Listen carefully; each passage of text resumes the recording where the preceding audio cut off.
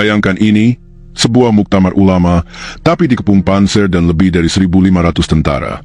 Bukan untuk melindungi, tapi untuk merebut kekuasaan dari seorang kiai nyentrik. Ini bukan film. Ini adalah Muktamar NU Cipasung, 1994. Peristiwa paling brutal dalam sejarah NU yang hampir terlupakan. Tapi apa yang sebenarnya terjadi di balik panggung?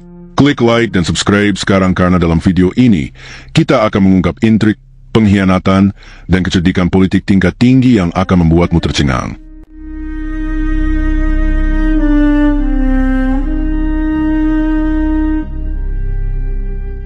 Panggung kekuasaan dan intrik di Cipasung. Narasi Cipasung 1994 bukan dimulai di lokasi muktamar, melainkan dari koridor kekuasaan di Binagraha dan kantor-kantor intelijen. Ini adalah episode puncak dari sebuah friksi panjang antara dua model kepemimpinan, kekuasaan otoriter yang sentralistik di bawah Soeharto, versus otoritas kultural yang independen dan kritis di bawah Gus Dur. Sejak terpilih sebagai Ketua Umum PBNU pada 1984, Gus Dur secara sistematis melakukan demilitarisasi dan depolitisasi NU dari cengkraman negara. Kebijakan kembali ke HITA 1926 yang dicanangkannya, yang kerap disalahartikan sebagai netralitas politik, justru merupakan strategi jenius untuk melepaskan NU dari kungkungan mesin politik Golkar. Gus Dur menjadikan NU sebagai kekuatan penekan moral pressure group, yang vokal. Ia mengkritik proyek Waduk Kedung Ombo, kebijakan ekonomi yang timpang, hingga intervensi militer dalam kehidupan sipil. Bagi rezim Orde Baru yang fondasinya adalah kontrol mutlak, keberadaan Gus Dur adalah duri dalam daging yang harus dicabut. Momennya dianggap matang ketika dua penyangga utama Gus Dur di internal NU wafat, Kiai Haji Ali Maksum, wafat 1989, dari lingkungan tradisionalis Krapiak, dan Kiai Haji Ahmad Siddiq, wafat 1991, sang ideolog HITA 1926 yang disegani. Keduanya adalah tokoh yang memiliki jaringan luas dan otoritas keilmuan yang tak terbantahkan, mampu menjadi penyeimbang bagi berbagai keputusan kontroversial Gus Dur. Kepergian mereka meninggalkan ruang kosong yang langsung diincar oleh kekuatan yang ingin menjatuhkan Gus Dur. Strategi yang dijalankan rezim Soeharto adalah modus operandi klasik yang telah sukses di berbagai partai, infiltrasi, delegitimasi, dan penggantian pimpinan. 1. Memanfaatkan anasir internal. Rezim tidak menyerang dari luar secara kasar, melainkan menyusup dan memperkuat kelompok-kelompok yang sudah tidak nyaman dengan gaya kepemimpinan Gus Dur, yang dianggap terlalu sekuler, terlalu dekat dengan non-muslim, atau terlalu konfrontatif terhadap pemerintah. Kelompok ini, yang sering disebut sebagai NU garis lurus, menginginkan NU yang lebih fokus pada urusan keagamaan murni dan tidak membuat gaduh. 2. Menciptakan kuda tunggangan. Disinilah Abu Hasan muncul. Ia bukanlah orang dari antah berantah, dalam arti bukan kiai, tetapi ia adalah figur yang dinaikkan secara artifisial oleh kekuatan politik dan dana, untuk menandingi popularitas dan legitimasi Gus Dur. Pilihannya jatuh pada Abu Hasan karena ia dianggap memiliki basis pesantren sendiri, Pondok Pesantren Miftahul Huda, Tasikmalaya, dan memiliki ambisi politik, namun tidak memiliki akar kultural dan jaringan yang sedalam dan seluas Gus Dur. Ia adalah produk rekayasa politik murni. 3. Menggalang dukungan keluarga. Pengkhianatan dari dalam. Aspek paling tragis dan sekaligus membuktikan kedalaman intrik ini adalah peran Kiai Haji Yusuf Hashim, Gus Yus, pamanda Gus Dur sendiri. Gus Yus, yang juga seorang tokoh senior NU, memiliki perbedaan visi dan gaya politik dengan keponakannya. Ia berada di barisan yang menginginkan perubahan kepemimpinan. Posisi Gus Yus ini dimanfaatkan betul oleh rezim untuk memberikan legitimasi, seolah-olah perebutan kekuasaan ini murni adalah konflik internal keluarga dan internal NU, bukan rekayasa Jakarta. Ini adalah puncak dari politik divide et impera, bahkan keluarga terdekat pun bisa diadu domba. Dengan demikian, panggung Cipasung telah disetol sedemikian rupa. Rezim bukan hanya datang dengan tentara dan panser, tetapi juga dengan sebuah skenario politik yang dirancang matang untuk menyingkirkan Gus Dur secara demokratis, lewat muktamar. Mereka yakin, dengan kombinasi tekanan militer, godaan materi, dan perpecahan internal yang mereka pupuk, kursi Ketua Umum PBNU akan berpindah tangan. Namun, seperti yang akan terbukti, mereka meremehkan kecerdikan politik dan akar rumput Gus Dur yang telah dibangunnya selama 1 dekade. Teater absurd dan sindiran tajam di bawah bayang-bayang panser. Muktamar Cipasung tidak lagi menjadi forum ijtihad ulama, melainkan berubah menjadi sebuah teater kekuasaan yang absurd. Panggungnya bukan lagi balai musyawarah, melainkan sebuah arena pertarungan simbolis, di mana setiap elemen dirancang untuk menundukkan. Kehadiran militer yang masif bukan sekadar pengamanan, tapi sebuah performance of power, pertunjukan kekuatan yang ditujukan untuk melumpuhkan psikologis dan mempersempit ruang gerak oposisi. Bayangan panser dan seragam hijau tentara yang mengitari lokasi muktamar adalah bahasa yang dipahami semua orang. Ini adalah wilayah operasi militer. Investigasi mendalam menunjukkan, sedikitnya 1.500 personel berseragam bukanlah angka yang random. Ini adalah kekuatan setara 1 batalion lebih, sebuah bentuk overkill yang sengaja ditampilkan untuk efek teror psikologis. Mereka tidak hanya berjaga di pinggir, ratusan telik sandi, intelijen, menyusup ke dalam setiap sidang komisi, duduk di antara kiai-kiai dan santri, mendengarkan, mencatat, dan mengintimidasi dengan kehadiran mereka. Puncak dari teatrikal kekuasaan ini adalah parade helikopter yang membawa Jenderal Faisal Tanjung, Panglima ABRI, dan 10 menteri. Kedatangan mereka bukanlah bentuk penghormatan, melainkan sebuah unjuk kekuatan logistik dan akses politik yang tak tertandingi. Setiap helikopter yang mendarat adalah pengingat, kami punya semua alat kekuasaan ini, dan kalian tidak. Pidato-pidato mereka yang mendominasi pembukaan adalah upaya untuk merebut panggung dan membingkai muktamar sebagai bagian dari agenda Orde Baru. Namun, di tengah panggung intimidasi ini, para kiai dan NU menunjukkan bahwa mereka adalah ahli dalam seni perlawanan kultural. Karena tidak bisa melawan dengan fisik atau teriakan langsung, mereka menggunakan senjata yang paling mematikan dalam tradisi Jawa dan pesantren, sindiran, sarkasme halus, dan kelakar joke yang mengandung kritik politik tajam. Sindiran Kiai Haji Munasir Ali adalah masterclass dalam perlawanan tersandi. Seorang pensiunan tentara dan mantan laskar Hizbullah, ia memiliki modal simbolis yang membuatnya relatif aman untuk berbicara. Ucapannya, "Saya ini tak tahu diri, sudah tua kok masih berambisi jadi ketua panitia." Ya benar-benar tua tapi tak tahu diri dan tidak sadar diri, adalah sebuah metafora yang brilian.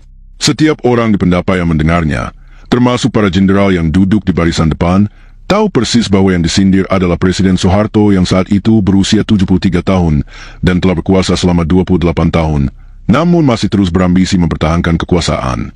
Tepuk tangan riuh yang menyambut bukanlah aplause untuk lelucon, melainkan sebuah konsensus diam-diam. Sebuah pengakuan kolektif bahwa mereka memahami kode rahasia itu. Itu adalah bentuk solidaritas pasif yang mempermalukan kekuasaan di depan umum. Tidak kalah cerdik adalah respons Gus Dur. Dengan santai dan berkelakar, ia berterima kasih kepada tentara yang telah meminjamkan serdadu tambahan untuk Banser. Pernyataan ini memiliki lapisan makna yang dalam. 1. Penyangkalan plausible deniability. Secara formal, itu adalah ucapan terima kasih. Jika ditanya oleh penguasa, Gus Dur bisa berkata ia hanya bersyukur atas bantuan pengamanan. 2. Expose atas penyusupan. Ia membongkar taktik rezim bahwa banyak Banser yang berpatroli sebenarnya adalah personel militer yang menyamar. Ini adalah cara mengatakan, kami tahu permainan kalian. 3. Perebutan naratif. Dengan menyebutnya pinjaman, Gus Dur secara simbolis menegaskan bahwa panggung itu tetap milik NU. Militer hanyalah tamu yang meminjamkan tenaganya, bukan penguasa situasi. Adegan-adegan ini menunjukkan bahwa di bawah rezim otoriter, perlawanan tidak selalu heroik dan frontal. Ia bisa hadir dalam bentuk bahasa yang bersayap, humor yang pahit, dan metafora yang tajam. Dalam teater absurd Cipasung, di mana logika demokrasi dan musyawarah dibajak oleh logika militer, para kiai dan Gus Dur melawan dengan senjata budaya mereka. Mereka membuktikan bahwa kecerdikan linguistik dan kedikjayaan kultural bisa menjadi tameng yang tak tertembus oleh baja dan senjata, sekaligus menjadi pisau bedah yang mengoyak-ngoyak legitimasi rezim di hadapan rakyatnya sendiri. Pertarungan suara dan teriakan Soeharto has to go. Pemungutan suara di Muktamar Cipasung bukanlah proses demokratis, melainkan sebuah ritual politik di bawah todongan senjata. Suasana yang mencekam bukanlah hiperbola, ia adalah realitas fisik dan psikis. Gedung tempat penghitungan suara tidak hanya dijaga, tetapi dikepung oleh panser. Ini adalah sebuah blokade yang dirancang untuk menciptakan rasa terperangkap, mengisolasi para pendukung Gus Dur, dan mencegah mobilitas politik yang bisa mengubah perhitungan suara. Setiap peserta muktamar yang keluar masuk ruangan harus melewati pos pemeriksaan militer, sebuah pengingat terus-menerus bahwa negara mengawasi setiap gerak-gerik mereka. Hasil putaran pertama, Gus Dur 157 suara, Abu Hasan 136, bukanlah sekadar angka. Itu adalah peta pertempuran yang menunjukkan betapa rapuhnya posisi Gus Dur. Selisih 21 suara adalah margin yang sangat tipis, di tengah tekanan dan godaan yang sedemikian masif. Suara yang hilang atau berpindah hanya sedikit saja dapat menggulingkan tahta. Ketegangan ini bukan hanya milik para politisi. Melihat peta yang begitu genting, beberapa kiai sepuh menangis. Air mata mereka bukan tanda kelemahan, melainkan ekspresi dari kepedulian yang mendalam akan masa depan NU. Mereka memahami betul bahwa kekalahan Gus Dur bukan sekadar kekalahan seorang ketua, melainkan kematian politik bagi independensi NU, menjadikannya sekadar honorable Golkar yang patuh. Tangisan itu adalah tangisan untuk sebuah warisan perjuangan yang hampir direnggut. Doa dan munajat mereka adalah senjata terakhir yang tersisa di tengah kegamangan, sebuah bentuk perlawanan spiritual menghadapi kekuatan temporal yang sewenang-wenang. Ketika hasil akhir diumumkan, Gus Dur 174 suara, Abu Hasan 142, sebuah kelegaan yang meledak menyapu ruangan. Kenaikan suara Gus Dur dan stagnasinya Abu Hasan menunjukkan bahwa dalam detik-detik terakhir, tidak ada ruang bagi kompromi. Kemenangan ini adalah bukti bahwa di ruang yang paling terkepung sekalipun, ada harga diri yang tidak bisa dibeli. Namun, momen yang paling mengguncang dan paling sering dikenang terjadi di luar ruang sidang.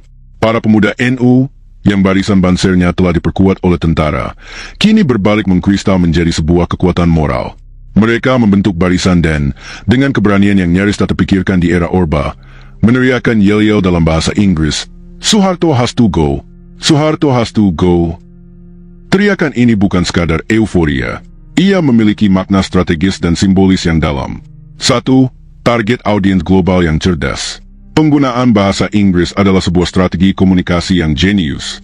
Mereka bukan hanya berteriak untuk konsumsi internal, tetapi mengirimkan pesan kepada dunia internasional bahwa rezim Suharto sedang mendapat tentangan dari akar rumput terkuatnya. Ini adalah upaya untuk melintas batas sensor domestik. 2. Pergeseran wacana dari konflik internal ke oposisi terbuka. Selama Muktamar, konflik dibingkai sebagai persaingan internal NU antara Gus Dur melawan Abu Hasan. Teriakan ini merobohkan bingkai itu. Mereka secara terang-terangan menyebut nama Suharto, mengubah narasi dari sekadar perebutan kursi PBNU menjadi sebuah tantangan langsung terhadap kekuasaan presiden. 3. Pembukaan ruang politik baru. Di saat sebagian elit politik masih takut, para pemuda NU di Cipasung telah memecah tembok ketakutan. Teriakan Suharto has to go adalah sebuah deklarasi publik pertama dan paling berani bahwa sang presiden tidak lagi tak tergantikan. Ia membuka ruang imajinasi politik bahwa Indonesia bisa ada tanpa Suharto, sebuah wacana yang akan bergaung hingga jatuhnya rezim 4 tahun kemudian. Kemenangan Gus Dur di Cipasung adalah kemenangan taktis. Namun, teriakan Suharto has to go dari mulut para pemuda NU itulah yang merupakan kemenangan strategis sekaligus nubuat politik. Mereka bukan hanya berhasil mempertahankan pemimpin mereka, tetapi telah melemparkan tantangan moral terbesar kepada Orde Baru, menandai bahwa perlawanan telah mencapai titik di mana ia tidak lagi takut untuk disebut namanya. Cipasung 1994 adalah bukti bahwa rezim bisa memenjarakan tubuh, tetapi gagal memenjarakan suara yang membebaskan. Ini adalah kemenangan taktis. Tapi siapa dalam sebenarnya di balik semua intrik ini? Dan bagaimana Gus Dur merespons dengan cara yang bikin semua orang tercengang? Tonton terus videonya. Dan jangan lupa share ke teman-temanmu yang suka sejarah politik, karena kebenaran ini harus diketahui banyak orang. Dalang di balik layar dan pengkhianatan gagal. Di balik teatrikal panser dan pidato di panggung Cipasung, berlangsung drama yang lebih kotor di ruang-ruang tertutup. Siapa dalam sebenarnya dari seluruh operasi pendongkelan ini? Investigasi dan berbagai kesaksian mengerucut pada satu nama, Letnan Jenderal R. Hartono, seorang jenderal bercorak politik yang karirnya melesat berkat kedekatan absolutnya dengan Pak Harto. Saat itu, sebagai Panglima Komando Cadangan Strategis Angkatan Darat atau Kostrad, Hartono adalah operator politik utama ABRI, tangan kanan Soeharto untuk menaklukkan medan politik sipil. Bagaimana perannya begitu sentral? 1. Sokongan dana dan logistik. R. Hartono disebut-sebut sebagai penyandang dana utama, main finansier, operasi ini. Dana yang mengalir deras bukan hanya untuk mobilisasi massa dan lobi, tetapi juga untuk memelihara dukungan para kiai yang bisa dibeli. Ini adalah modus operandi khas Orba, menggunakan uang negara untuk melumpuhkan oposisi. 2. Koordinasi dengan intelijen dan militer. Kehadiran massal tentara dan intelijen di Cipasung mustahil tanpa restu dan koordinasi dari seorang jenderal dengan posisi strategis seperti Hartono. Ia adalah penghubung antara kepentingan politik istana dengan aparat keamanan di lapangan. 3. Motif pribadi yang kuat. Menjegal Gus Dur bukan hanya perintah atasan. Bagi Hartono, Ini adalah proyek prestisius untuk membuktikan loyalitas dan kapabilitasnya di mata Pak Harto. Kesuksesan menjatuhkan Gus Dur setelah sukses menjatuhkan Megawati akan menjadi batu pijakan kokoh untuk menduduki posisi lebih tinggi yang akhirnya ia raih sebagai Ketua Umum Golkar dan Menteri Dalam Negeri. Setelah kekalahan telak, Abu Hasan terjebak dalam situasi yang memalukan dan merugikan. Ia bukan hanya kalah secara politik, tetapi juga bangkrut secara finansial. Dana yang ia keluarkan dari kantongnya sendiri, dengan janji akan diganti penuh, ternyata menjadi investasi yang gagal total. Dalam keputusasaan, ia mendatangi R. Hartono. Pertemuan ini adalah puncak dari ironi dan pelajaran tentang realisme politik yang kejam. Abu Hasan, yang dibangun sebagai penantang, datang sebagai pengemis yang menagih janji. Jawaban singkat R. Hartono, perjanjiannya kan kalau kamu berhasil mengalahkan Gus Dur. Faktanya, kamu justru yang kalah, bukan sekadar penolakan. Itu adalah sebuah doktrin politik Orba yang diabstraksikan ke dalam satu kalimat. 1. Logika transaksional murni. Hubungan antara rezim dan antek-anteknya adalah murni transaksional, bukan berdasarkan ideologi atau loyalitas personal. Yang berhasil dilayani, yang gagal dibuang. Rezim tidak punya kamus untuk kompensasi atas usaha. 2. Pelepasan tanggung jawab yang sistematis. Dengan pernyataan itu, Hartono dengan cerdik memindahkan seluruh beban kegagalan ke pundak Abu Hasan. Rezim, sebagai dalang, cuci tangan. Mereka menyediakan dana dan fasilitas, tetapi aktor lapanganlah yang dianggap tidak kompeten. 3. Pelajaran kekuasaan. Ini adalah pengingat brutal bahwa dalam dunia kekuasaan Orba, hanya pemenang yang berhak mendapat bagian. Kekalahan adalah dosa politik yang tidak bisa ditebus. Istilah diplekoto, dibohongi, diperdaya, di sini sangatlah tepat. Abu Hasan adalah contoh sempurna dari instrumental friend, teman yang hanya dijadikan alat. Setelah fungsinya habis dan gagal menghasilkan alkome yang diinginkan, ia dibuang seperti puntung rokok. Nasib Abu Hasan pasca Cipasung adalah peringatan bagi semua elit politik yang ingin berkolaborasi dengan kekuasaan otoriter. Anda bisa diangkat setinggi langit, tetapi juga bisa dijatuhkan secepat kilat tanpa ada jaring pengaman. Rezim tidak punya memori panjang untuk pengorbanan Anda. Mereka hanya punya spreadsheet yang mencatat untung rugi. Drama antara R. Hartono dan Abu Hasan ini mengungkap jantung dari kekuasaan Orde Baru, sebuah sistem yang berjalan dengan janji-janji kosong, transaksi kotor, dan pengkhianatan yang terinstitusionalisasi. Kemenangan Gus Dur di Cipasung bukan hanya menyelamatkan NU, tetapi juga mempermalukan seluruh mesin politik dan intelijen rezim, beserta para operator liciknya hingga ke level tertinggi. Kearifan Gus Dur, dari musuh jadi sekutu. Di tengah puing-puing pertarungan politik paling brutal di tubuh NU, respons Gus Dur pasca kemenangan di Cipasung justru tidak diwarnai euforia atau balas dendam. Sebaliknya, ia mempertontonkan sebuah strategi politik tingkat tinggi yang berlandaskan kearifan kultural, sebuah permainan catur yang memadukan kebesaran hati dengan kalkulasi rasional yang dingin. Tindakan Gus Dur menerima kembali Abu Hasan bukanlah sekadar sikap memaafkan yang naif. Ini adalah sebuah manuver politik brilian yang memiliki beberapa lapis tujuan. 1. Menenangkan gelombang internal. Dengan mengampuni dan mengajak turba rivalnya, Gus Dur memotong mata rantai dendam dan potensi perpecahan berkelanjutan. Tindakan ini menarik karpet dari bawah kaki kelompok oposisi internal. Abu Hasan yang sudah diplekoto oleh rezim justru menemukan pelindung di dalam rumahnya sendiri. Ini membuat para pendukung Abu Hasan yang pragmatis berbalik mendukung Gus Dur karena melihatnya sebagai pemimpin yang mengayomi, bukan menghukum. 2. Memonopoli simbol rekonsiliasi. Dengan menjadikan Abu Hasan sebagai teman turba, Gus Dur secara simbolis merampas narasi dari tangan rezim. Rezim ingin melihat NU terpecah, Gus Dur justru menunjukkan gambarannya yang bersatu. Ia mengubah mantan alat rezim menjadi bukti hidup akan kekuatan integrasinya. Tindakan ini memperkuat legitimasinya bukan dengan menekan oposisi, tapi dengan mencairkannya. 3. Menunjukkan kedaulatan penuh atas NU. Tindakan ini adalah pernyataan tegas bahwa NU adalah wilayah Gus Dur sepenuhnya. Ia memiliki otonomi dan kewenangan penuh untuk memaafkan atau tidak, tanpa perlu persetujuan dari kekuatan luar manapun.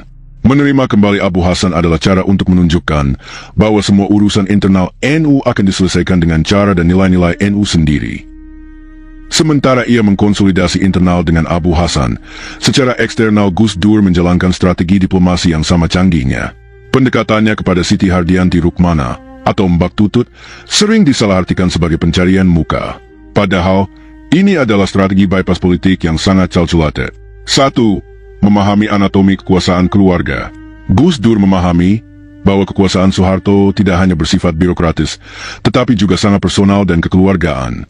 Dengan mendekati anak kesayangan Soeharto yang juga sedang membangun basis politiknya, Gus Dur menciptakan saluran komunikasi non-formal yang sangat efektif.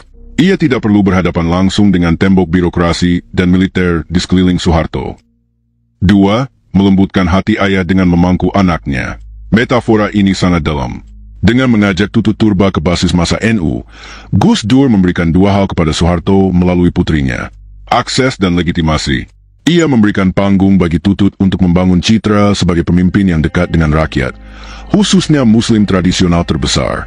Ini adalah hadiah politik yang sangat berharga bagi Tutut. Jaminan keamanan. Gambaran Tutut diterima dengan hangat di kantong NU adalah pesan tidak langsung kepada Soeharto bahwa Gus Dur mampu mengendalikan massa NU agar tidak menjadi ancaman.